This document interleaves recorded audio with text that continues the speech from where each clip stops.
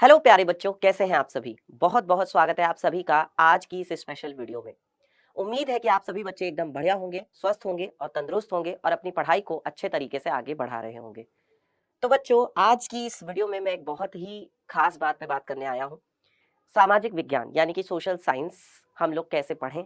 और मुझे पूरा मतलब कि इस टाइम पे मुझे लग रहा है कि जैसे कि आप लोगों को भी लग रहा होगा कि ये जो टाइम है, इस टाइम पर आप लोगों को कहीं ना कहीं एक डर लग रहा होगा। और वो डर कैसा है मैं समझ सकता हूँ बच्चों की, जब भी कभी हमारे साथ ऐसा कुछ होता है कि कोई छोड़ के जाता है या कोई नई चीज आती है तो कुछ परिवर्तन होता है, कुछ चेंजेस आते हैं, है ना। और जब ये चेंजेस आते हैं तो उस बदलाव को हमें महसूस करते हैं, उस बदलाव को, और उस बदलाव से के अकॉर्डिंग हमें काम करना पड़ता है। और वो बदलाव जो है बच्चों, वो हमारी लाइफ पर इफेक्ट ना डाले, यानी कि हम उस बदलाव को इस तरीके से फेस करें ताकि हमारा जो है सारा आगे का जो भी चीजें हैं वो अच्छी ही अच्छी हो। तो उसी पर आज मैं बात करने वाला हूँ प्यारे बच्चों। ठीक है, सामाजिक विज्ञान के लिए अगर कहा जाए तो अभी जो बच्चों का सबसे बड़ी प्रॉब्लम्स है, या मैं कह सकता हूँ कि सामाजिक विज्ञान से रिलेटेड जो सबसे बड़ी दिक्कत अभी बच्चे आप लोग महसूस कर रहे होंगे, मुझे पूरा मतलब इस बात का अंदेशा है, वो ये हो सकता है कि तैयारी कैसे करनी है, आंसर्स कैसे लिखने हैं, याद कैसे रखें। ठीक है, मैप के जो क्वेश्चंस हैं तो मैप को कैसे तैयार करना है, उसके अलावा लॉन्ग क्वेश्चंस को कैसे याद रखा जाए। सर हमें तो नींद बहुत ज्यादा आती है, हमें समझ में नहीं आ रहा, हमें तो पढ़ते पढ़ते बोरिंग फील होने लगता है, बोरिंग लगने लगता है, तो आखिर क्या करना चाहिए। और ये वो टाइम है कि अब हमारे पास टाइम वेस्ट करने का टाइम नहीं है। ये हमारे पास जो टाइम बच रहा है, लगभग 15 से 20 दिन का टाइम हमारे पास है। और इसी 15 से 20 दिन में हमें ऐसी बढ़िया और कह सकते हैं ऐसी जबरदस्त तैयारी करनी है कि ये हमारे आगे तक के लिए बहुत अच्छी हो, यानी हमारे बोर्ड परीक्षा में हमें अच्छे अंक दिला दे। और जो बच्चे पहले से ही बहुत अच्छी तैयारी कर रहे हैं या जो बच्चे पहले से ही पढ़ रहे हैं, वो बच्चे जो है बोर्ड परीक्षा में टॉप करें। और जिन्होंने अभी तक कुछ भी नहीं पढ़ा है वो कम से कम पास तो हो ही जाए, ऐसा आप लोग सोचते होंगे। तो बच्चों, इसी में जो एक बहुत ही इंपॉर्टेंट पॉइंट है सोशल साइंस के लिए कि आंसर कैसे लिखते हैं, तो आज मैं इस वीडियो में इसी पर बात करने वाला हूं कि सही आंसर लिखने का जो तरीका क्या है। तो बच्चों, एक एक करके मैं पॉइंट वाइज आपसे बात करूंगा हर एक पॉइंट पे। देखिए, सबसे बड़ा जो दिक्कत आती है सामाजिक विज्ञान में यानी सोशल साइंस में, वो ये आती है कि सामाजिक विज्ञान में आंसर कैसे लिखना है। क्योंकि अल्टीमेटली हमें लोगों को नंबर चाहिए, है ना।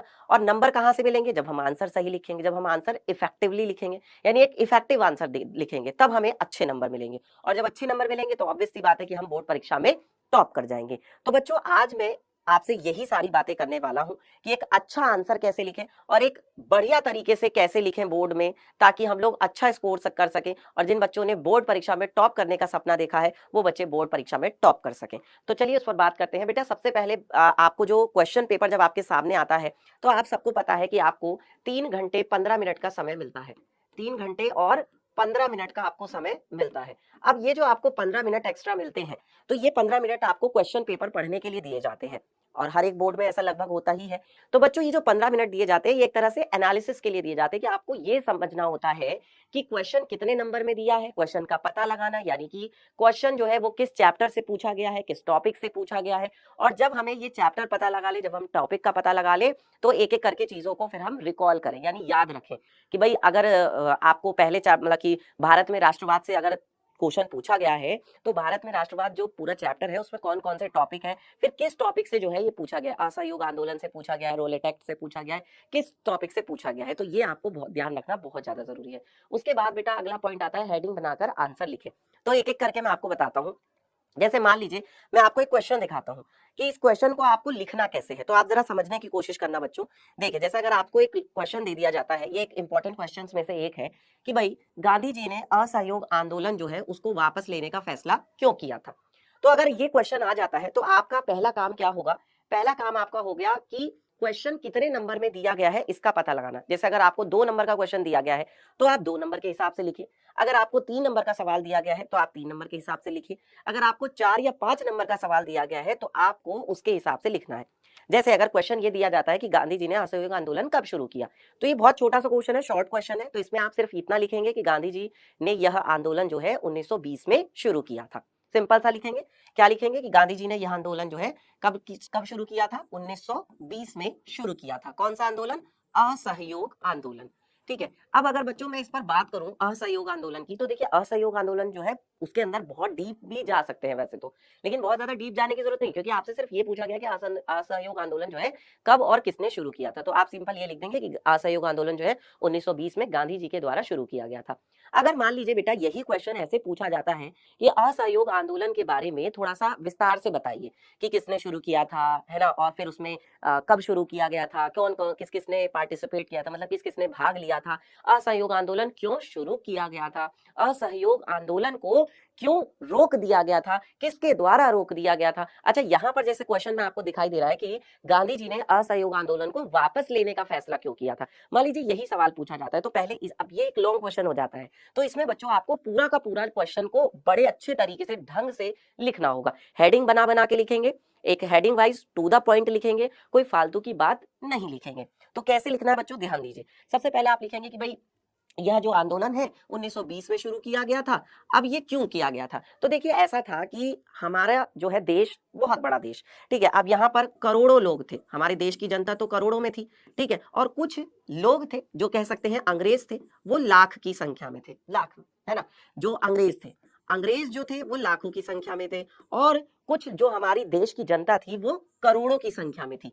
तो जो ये लाख लोग थे, यानी जो ये अंग्रेज थे, ये इन करोड़ों लोगों पर राज करते थे। अब वो राज कैसे कर पाते थे, क्योंकि जो ये करोड़ लोग थे, यानी कि जो ये हमारे देश की जनता थी, ये अंग्रेजों को क्या करती थी, सपोर्ट करती थी। क्या करती थी बच्चों, सपोर्ट करती थी। सपोर्ट करने का मतलब क्या है, सहयोग करती थी। अब आप कहेंगे कि सर सहयोग कैसे करती थी, तो सहयोग ऐसे करती थी कि जैसे जो अंग्रेजों ने कहा वो इन्होंने चुप धीरे से मान लिया। अंग्रेजों ने ये कहा कि देखिए आपको ऐसे करना है, अंग्रेजों ने कहा कि देखिए आपको अंग्रेजों की यानी कि जो इंग्लिश स्कूल है या इंग्लिश कॉलेज है, जो अंग्रेजी कॉलेज है, आपको उसी में दाखिला लेना है, आपको उसी में पढ़ना है। वो तुरंत जो है बात मान लेते कि ठीक है जैसे आपने कहा हम मान लेंगे। तो यानी कि हम लोग यानी हमारे देश की जो जनता थी वो अंग्रेज जैसा कहते थे हम वैसा वैसा मानते जाते थे। तो इससे क्या हुआ बच्चों, इससे जो है अंग्रेजों को बढ़ावा मिला, है ना। हमने उनका एक तरह से क्या कर दिया, सपोर्ट कर दिया इनडायरेक्टली। हम करना नहीं चाहते पर फिर भी तो हमने उनका सहयोग कर दिया ना। और जब हमने उनका सहयोग कर दिया तो उससे क्या हुआ, अंग्रेजों को बल मिला और अंग्रेज हमारे ऊपर हावी हो गए, और फिर अंग्रेज हमारे ऊपर राज करने लगे, अंग्रेज हमारे ऊपर हुक्म चलाने लगे। तो फिर गांधी जी ने इसको रोकने की कोशिश की। गांधी जी ने यह कहा कि भाई ऐसा है कि आप लोग जो है इस सहयोग को यानी इस सपोर्ट को जरा कम करिए, आप उनकी हाँ में हाँ मिलाना थोड़ा सा कम करिए, आप अंग्रेजों को सहयोग करना थोड़ा कम करो। जब गांधी जी ने ये चीज शुरू की तो इसी को क्या कहा गया, इसी को कहा गया असहयोग आंदोलन। अब गांधी जी के द्वारा असहयोग आंदोलन कब शुरू किया गया था, तो गांधी जी के द्वारा असहयोग आंदोलन 1920 में शुरू किया गया था। परंतु क्या हुआ कि 1921 आते आते कई जगह यह आंदोलन जो है हिंसक रूप लेने लगा, हिंसक होने लगा। हिंसक हिंसक मतलब जिसमें हिंसा, मार धाड़, है ना, और कह सकते हैं कि जुल्म करना, कि आंदोलन एक तरह से अत्याचार करना, ये सब होने लगा। यानी जो हमारे देश की जनता थी वो क्रोधित होकर के जगह जगह हिंसा करने लगी। अब इसका मैं आपको एक बहुत छोटा सा इंसिडेंट बता रहा हूं कि जब असहयोग आंदोलन चल रहा था तो बच्चों 1922 में, है ना, 1922 के आसपास की बात है कि यहाँ पर क्या हुआ था, एक यूपी है, यूपी में जो हमारा यूपी क्षेत्र है, तो यूपी में एक जिला है जिसका नाम है गोरखपुर। तो यूपी में एक जिला है गोरखपुर, और गोरखपुर में एक इलाका है जिसका नाम है चौरी चौरा, ठीक है, चौरी चौरा। तो चौरी चौरा इलाके में क्या हुआ कि जो हमारे देश के कुछ लोग थे, यानी हमारे देश की जो जनता थी, वो क्रोधित होकर के उन्होंने क्या किया था, पुलिस थाने में पुलिस को अंदर ही बंद कर दिया था। और क्योंकि वो अंग्रेजी कह सकते हैं अंग्रेजी सरकार के थे वो, तो उनको पुलिस थाने में बंद कर दिया था, और पुलिस थाने में बंद करके उन्होंने वहां पर आग लगा दी थी, जिसमें काफी सारे पुलिस वाले जलकर मर गए थे। तो गांधी जी को ये बात बहुत बुरी लगी, क्योंकि गांधी जी हिंसा के बहुत ज्यादा खिलाफ थे। गांधी जी को सारी चीजें बर्दाश्त थी पर गांधी जी को हिंसा बर्दाश्त नहीं थी, और इसीलिए बच्चों गांधी जी किसी भी प्रकार की हिंसा के खिलाफ थे। अब क्योंकि गांधी जी हिंसा के खिलाफ थे तो उन्होंने क्या किया, इसलिए उन्होंने इस आंदोलन को वापस लेने का फैसला किया। जब ये घटना हुई थी उसी के बाद, ठीक है। तो उन्होंने कब इस आंदोलन को वापस ले लिया था, उन्होंने 1922 में इस आंदोलन को वापस ले लिया था। तो बच्चों ये पूरा का पूरा आंसर हम लोगों को इस तरीके से लिखना होगा, ठीक है। समझ में आया, आप लोगों को। तो बच्चों आप लोगों को देखो डरना नहीं है। मैं मानता हूं कि बेटा हमारे पास एग्जाम टाइम है, हमारे पास टाइम कम है, हमारे पास उतना समय नहीं है जितना पहले होना चाहिए था। तो अब कोई आपको ये तो नहीं बैठ के बताएगा कि आपको एक लेक्चर वाइज पढ़ना है, कि आपको पहला चैप्टर कैसे पढ़ना है, फिर दूसरा कैसे पढ़ना है, फिर तीसरा कैसे पढ़ना है। तो लेक्चर वाइज पढ़ने का तो टाइम नहीं है। अब ये टाइम बहुत ही हमारे पास क्रूशियल टाइम है, बहुत ही इंपॉर्टेंट समय है, और इस इंपॉर्टेंट समय में बच्चों मैं आपका साथ देने के लिए खड़ा हुआ हूं। और आप बिल्कुल परेशान मत हो बेटा, मैं आपको सोशल साइंस यानी कि सामाजिक विज्ञान की पूरी तैयारी करवाऊंगा बेटा। आप बिल्कुल परेशान ना होइए। आपके लिए मैं अब आगे आने वाले दिनों में आपके एग्जाम से पहले पहले बेटा मैं आपको मॉडल पेपर भी करवाऊंगा, आपको प्रैक्टिस क्वेश्चंस भी करवाऊंगा, आपको अनसोल्ड पेपर भी करवाऊंगा। इसके अलावा बेटा सोशल साइंस की जो है मैराथन क्लासेस भी होंगी, वैसी भी क्लासेस मैं आपको लेकर के आऊंगा, जिसमें आपको मैं क्वेश्चन की भरमार प्रैक्टिस करवा दूंगा। लिखना कैसे है, याद कैसे करना है, कैसे एग्जाम में प्रेजेंट करके आना है, क्योंकि ये एक बहुत बड़ा बच्चों के मन में सवाल रहता है कि सर आंसर को लिखना कैसे है, आंसर को प्रेजेंट कैसे करना है एग्जामिनर के सामने। क्योंकि कौन चेक करेगा, एग्जामिनर ही तो चेक करेंगे ना, हम तो बस लिख कर आ जाएंगे। तो बच्चों जो हम लिख कर आएंगे वो एक इफेक्टिव आंसर होना चाहिए, और अगर एक इफेक्टिव आंसर होगा तो हमारे अच्छे नंबर आएंगे, और जो हमारा सपना है बोर्ड में टॉप करने का वो पूरा होगा। तो बच्चों मैंने अब ये माना है कि आपका जो बोर्ड में टॉप करने का सपना है वो केवल आपका नहीं है, वो बेटा मेरा भी है। यानी मुझे आपको बोर्ड में टॉप करवाना है, और इसके लिए बेटा मैं बिल्कुल तैयार हूं। मैंने अपने मन को बिल्कुल मजबूत कर लिया है, चाहे मुझे बेटा और एक्स्ट्रा मेहनत करनी पड़े, बेटा मैं आपके साथ हूं, मैं पीछे हटने वाला नहीं हूं। ठीक है, इसीलिए मैं आपको एक एक चीज बता रहा हूं। अब इसके बाद बच्चों अगला पॉइंट आता है हेडिंग बनाकर आंसर लिखना। इसको भी समझाता हूं बेटा एक क्वेश्चन के माध्यम से। जैसे मान लीजिए कि आपको एक क्वेश्चन दिया जाता है। क्वेश्चन क्या दिया जाता है, क्वेश्चन ये दिया जाता है कि भाई यहां पर क्वेश्चन दिया जाता है उत्पत्ति के आधार पर संसाधनों का वर्गीकरण कीजिए। तो आप इसमें हेडिंग बनाकर कैसे लिखेंगे। अब आप ये समझिए कि मान लीजिए ये शॉर्ट क्वेश्चन है, ठीक है, ऐसा मान के चलो शॉर्ट क्वेश्चन है। तो आपको यहाँ पर क्या करना होगा बच्चों, आप सबसे पहले लिखेंगे उत्तर, और इसके बाद यहाँ पे लिखेंगे कि उत्पत्ति के आधार पर, उत्पत्ति के आधार पर, उत्पत्ति के आधार पर, उत्पत्ति के आधार पर संसाधन, संसाधन दो प्रकार के हैं, दो प्रकार के हैं, जो कि निम्नलिखित हैं। बच्चों मैं प्रॉपर आपको लिखकर बता रहा हूं, ठीक है, जो कि निम्नलिखित है। अब आप कहेंगे कि सर कौन कौन से हैं। तो देखिए पहला आप लिखेंगे, फर्स्ट हेडिंग आप बनाएंगे यहाँ पर, पहला है बच्चों जैव संसाधन।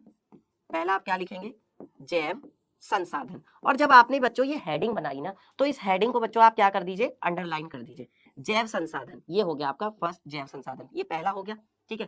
फिर दूसरा क्या लिखेंगे, दूसरा आप लिखेंगे यहाँ पर अजैव संसाधन, अजैव संसाधन, ठीक है, अजैव संसाधन। अब देखिए यहां पर बच्चों पहले हमने जब ये लिख दिया कि पहला क्या है जैव संसाधन है, दूसरा क्या है अजैव संसाधन है, ये दो चीजें जब हमने यहाँ पर लिख दी, तो देखिए पहला हमने लिख दिया यहाँ पर जैव संसाधन, ठीक है भाई, और दूसरा हमने यहाँ पर लिख दिया अजैव संसाधन। तो ये इतना तो आंसर किसका हो जाता है अगर ये वेरी शॉर्ट में पूछा जाता है, ठीक है। अगर ये बच्चों वेरी शॉर्ट में पूछा जाता है तो बस आपका इतना आंसर हो जाएगा, काम खत्म। लेकिन अगर बच्चों यही आपका 3 से 4 नंबर में आ जाए, तब आप क्या करेंगे, तब आपको करना ये होगा बेटा कि इसी ये जो दो हेडिंग है जैव संसाधन और अजैव संसाधन, अब आपको इनकी अलग अलग हेडिंग यहाँ पर बनानी है। तो उसके लिए आप ब्लैक पेन लेंगे, ठीक है, मैं आपको यहाँ पे अलग पेन से दिखा रहा हूँ, आप ब्लैक पेन लेंगे। फर्स्ट हेडिंग यहाँ पर आप डालेंगे, पहली हेडिंग आप क्या डालेंगे, जैव संसाधन, पहली हेडिंग आप डालेंगे जैव संसाधन, ठीक है। और जैव संसाधन ऐसे हेडिंग बना करके, और अब आप इसके अंदर लिखेंगे कि जैव संसाधन क्या होते हैं। तो आप इसके अंदर लिखेंगे कि जैव संसाधन वो होते हैं जो जीव मंडल में पाए जाते हैं, जो जीव मंडल में पाए जाते हैं, पाए जाते हैं। अब जीव मंडल क्या होता है, जिनके अंदर जान होती है, जिनके अंदर प्राण होते हैं। तो हम यहाँ पर कह सकते हैं जो सजीव होते हैं, जो क्या होते हैं बच्चों, सजीव होते हैं। सजीव का मतलब क्या होता है, जिनके अंदर प्राण होते हैं, जिनके अंदर जान होती है, जिनके अंदर कह सकते हैं कि जो मतलब कि अपना खाना बनाते हैं, खाना खाते हैं, जैसे कि मानव हो गया, जैसे कि जितने भी प्राणी हो गए, जितने भी जानवर हैं, जितने भी क्या है पेड़ पौधे हैं, वो सब इसके अंदर आ जाएंगे, ठीक है, क्योंकि वो सब अपना खाना बनाते हैं, खाना खाते हैं, सजीव है, उनके अंदर प्राण है। तो हम यहाँ पर क्या लिख सकते हैं, जिनके अंदर जो सजीव है, जो क्या है, जो सजीव है, जो सजीव है, ठीक है, अर्थात जिनके अंदर जीवन है, अर्थात अर्थात अर्थात जिनके अंदर, जिनके अंदर जीवन है, अर्थात जिनके अंदर जीवन है। और इसके बाद आप यहाँ पर इसका एक उदाहरण भी लिखेंगे, इसका उदाहरण क्या लिखेंगे? उदाहरण के तौर पर आप यहाँ पे लिखेंगे मनुष्य। आप यहाँ पे लिखेंगे मनुष्य, क्योंकि मनुष्य भी तो एक प्रकार का संसाधन ही है। उसके बाद आप यहाँ पे लिखेंगे जितने भी आपके एनिमल्स हैं, यानी कि जितने भी जीव हैं, जितने भी जीव हैं, जितने भी वनस्पति है यानी कि पेड़ पौधे हैं, वो सब इसके अंदर आ जाएंगे, जितने भी पेड़ पौधे हैं। ठीक है। अच्छा, इसके बाद आता है बच्चों दूसरा, जो कि क्या है आपका, अब यहाँ पर आप दूसरी हेडिंग डालेंगे अजैव संसाधन। अजैव संसाधन। बेटा मैं आपको क्वेश्चन लिखने का तरीका समझा रहा हूं कि हेडिंग बना बना कर कैसे लिखना है। तो आपने दूसरी हेडिंग डाली अजैव संसाधन। अब अजैव संसाधन में कौन होंगे? जो निर्जीव होते हैं, जिनमें जीवन नहीं पाया जाता। तो आप यहाँ पे लिखेंगे जो निर्जीव होते हैं, जो निर्जीव होते हैं, अर्थात जिनमें जीवन नहीं होता, अर्थात जिनमें जीवन नहीं होता। कहने का मतलब ये है, अब देखिए यहाँ पर आप इसका एग्जाम्पल लिख देंगे, यहाँ पर इसका भी आप एक उदाहरण लिखेंगे। उदाहरण के तौर पर क्या है? उदाहरण के तौर पर जैसे हमारे पास क्या है, चट्टान है। चट्टान क्या है बच्चों? निर्जीव है। ठीक है। और जैसे हमारे पास क्या है, जितनी भी धातुएं हैं, धातु जैसे कि सोना, चांदी, एल्यूमिनियम, ये वो लोहा, जो भी है ना, तो ये सब क्या है? ये सब प्यारे बच्चों हमारे पास क्या है, निर्जीव है, यानी जिनके अंदर जान नहीं है। तो बच्चों मैं आपको ये समझाना चाह रहा हूं कि जब क्वेश्चन ज्यादा नंबर में आएगा तो हम उसको उसके हिसाब से लिखेंगे। जब क्वेश्चन छोटे यानी कम नंबर में आएगा, वेरी शॉर्ट होगा, तो उसको उस हिसाब से लिखेंगे। ठीक है। अब अगर मान लीजिए यही क्वेश्चन आपका बहुविकल्पी में आ जाता, तो बस आप सिंपल आपसे ये पूछा जाता कि उत्पत्ति के आधार पर कितने प्रकार के हैं संसाधन, तो उसमें आपको ऑप्शन दिए होते, आप उसमें से ऑप्शन पे जो भी टिक होता वो आप लगा देते। तो कहने का मेरा मतलब ये है कि बेटा आपको ये जरूर पहचानना होगा कि क्वेश्चन जो है वो कितने नंबर में दिया गया है। क्वेश्चन कितने नंबर में दिया गया है उसका पता लगाना, क्वेश्चन किस टॉपिक का है आपको ये भी पता लगाना है कि भाई ये संसाधन चैप्टर से दिया गया है। ठीक है। और संसाधन जैसे ही आपके दिमाग में आता है तो आप तुरंत जो है संसाधन से चीजें जो है वो रिकॉल कर लेंगे। बच्चों देखो, मेन चीज होती है एग्जामिनर को चीजों को रिप्रेजेंट करना। आप सबने देखा होगा कि जब हमारे घर में कोई मेहमान आता है तो हम लोग उसको खाना खिलाते हैं, और मेहमान को हम खाना इस तरीके से खिलाते हैं ताकि वो हमारी तारीफ करे, ताकि उसको बुरा ना लगे, ताकि उसको अच्छा लगे। ठीक है। हमारी जो हम उसकी जो मेहमान नवाजी कर रहे हैं वो उसको पसंद आए। तो उसके लिए हम क्या करते हैं, उसके लिए हम प्रॉपर जब खाना बनाते हैं तो उसको अलग अलग चीजों को दिखाते हैं, प्रॉपर दाल अलग, चावल अलग, रोटी अलग, उसको अच्छे तरीके से रखते हैं और तब उसको हम खिलाते हैं। ठीक है। तो ऐसा नहीं है कि हम खिचड़ी पका देते हैं। तो बच्चों जब भी हमें आंसर को लिखना होगा तो आंसर को हमें बच्चों पॉइंट वाइज लिखना होगा, यानी कि आप टू द पॉइंट जो है आंसर लिखेंगे, टू द पॉइंट आंसर लिखेंगे।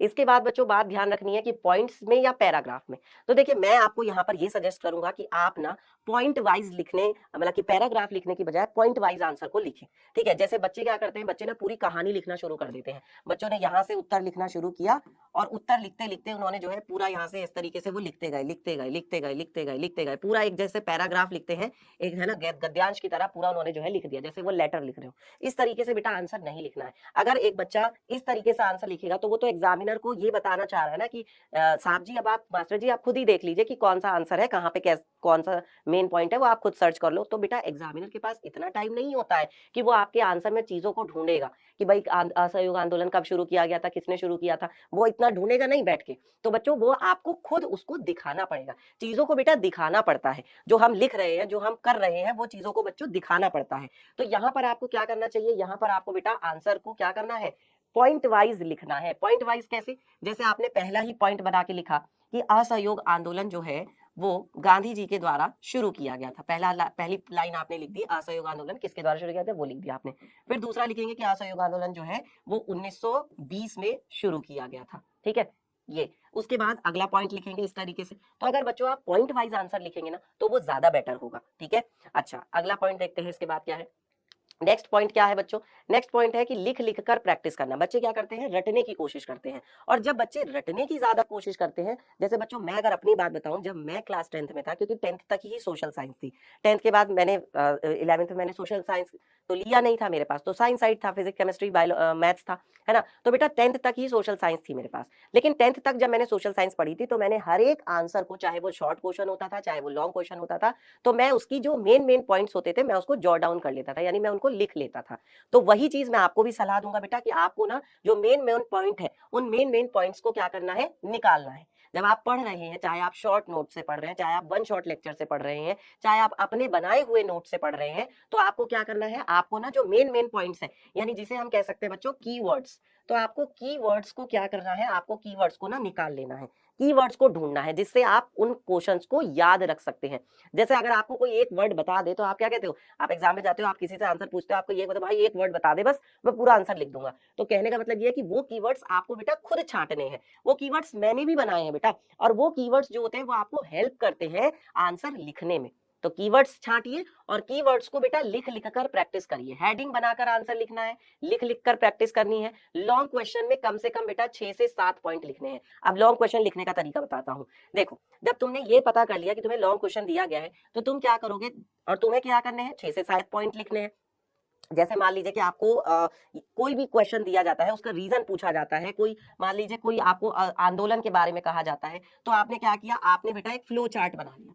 आपने क्या किया, आपने उसका एक फ्लो चार्ट बना लिया। एक फ्लो चार्ट बना लो बेटा, है ना, आंसर लिखते टाइम। और उस फ्लो चार्ट में इस तरीके से एरो बना करके, है ना, इस तरीके बस से बच्चों एरो बना। मैंने भी बेटा ऐसे ही आंसर लिखा है, जब मैं क्लास 10th में मैंने बोर्ड के एग्जाम दिए थे बेटा, तो मैंने भी ऐसे ही आंसर लिखा था। और आप यकीन नहीं मानेंगे बच्चों, मेरे 97 मार्क्स थे। ठीक है, मेरे 97 मार्क्स आए थे सोशल साइंस में, यानी सामाजिक विज्ञान में।